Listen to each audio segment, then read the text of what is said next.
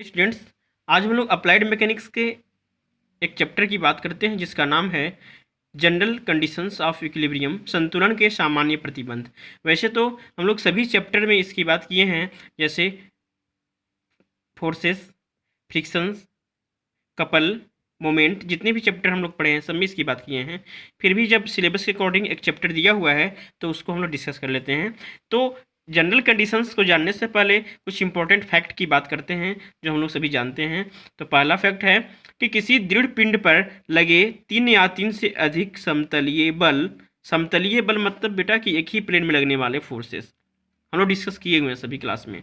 यदि संतुलन की अवस्था में है तो यह स्पष्ट है कि तीनों बल या तो संगामी होंगे या समांतर होंगे। संगामी होने का मतलब बेटा है कि एक ही बिंदु से जाने वाली मतलब रेखा को या बल को संगामी बोलते हैं, ठीक है, कॉन्करेंट, ठीक है। और समांतर मतलब या तो पैरेलल या फिर एंटी पैरेलल, ये संतुलन में हो सकते हैं। लेकिन अगर कॉन्करेंट भी नहीं, संगामी भी नहीं है और समांतर भी नहीं है तो ये संतुलन में नहीं हो सकते हैं, ऐसा भी हो सकता है, ठीक है। और ये 3 बल की बात की जा रही है, ठीक है। यदि किसी दृढ़ पिंड पर लगे समतलीय तथा संगामी कोप्लेनर एंड कॉन्करेंट 3 बल संतुलन में हैं तो निम्न प्रमेय लागू होंगे। पहला, लॉमी थ्योरम हम लोग डिस्कस कर चुके हैं। लॉमी थ्योरम में जो फोर्स होता है अपोजिट साइड के सामने वाली जो दो बल होते हैं उनके बीच के कोण के ज्या के समानुपाती होता है। यह है लॉमी थ्योरम आपका।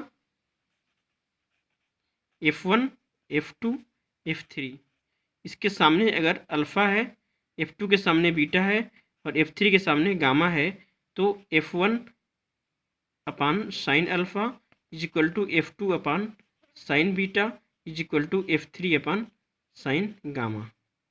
ये कांस्टेंट होता है। ये हम लोग लॉमी थ्योरम पढ़े हैं। तीसरा, सेकेंड, अलजेब्रिक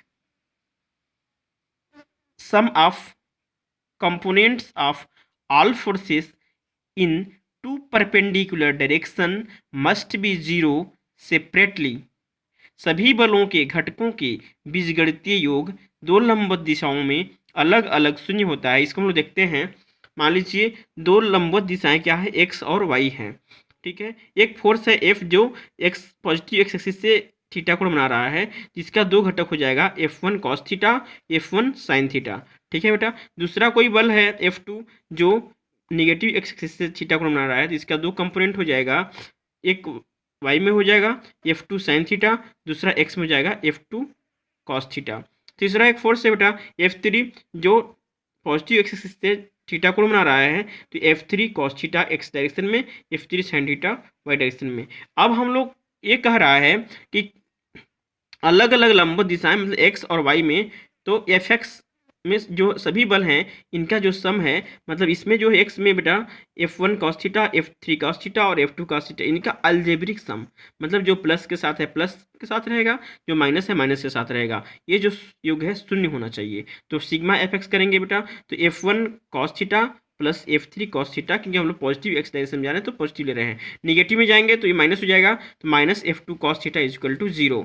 और F Y, sigma F Y summation of Y, तो y में जितना फोर्स है उसको हम लोग 0 कर देंगे, तो y में F1 साइन थीटा प्लस में रहेगा, पॉजिटिव में है, F2 साइन थीटा पॉजिटिव में है, और minus F3 sine theta is equal to 0, ये कह रहा है। और एक और है ट्रायंगल लॉ ऑफ फोर्सेस, मतलब इन तीनों लॉ को, इन तीनों प्रमेय को वो क्या करेगा, उस पर लागू होगा। किस पर? यदि किसी पिंड पर 3 बल संतुलन में हैं और समतलीय तथा संगामी हैं, तब ये 3 केसेस हम लोग लगा सकते हैं। आगे है, no body can be equilibrium under the action of effect of a single force. जैसे कोई बॉडी रेस्ट में है, अगर हम एक बल लगा दिए तो ये इसमें मोशन आ जाएगा। जहाँ मोशन आ गया बेटा वहाँ हम इक्विलिब्रियम की बात नहीं कर सकते हैं, ठीक है। ठीक इसी प्रकार से कपल की बात है, सिंगल कपल किसी को बैलेंस नहीं कर सकता है, ठीक है।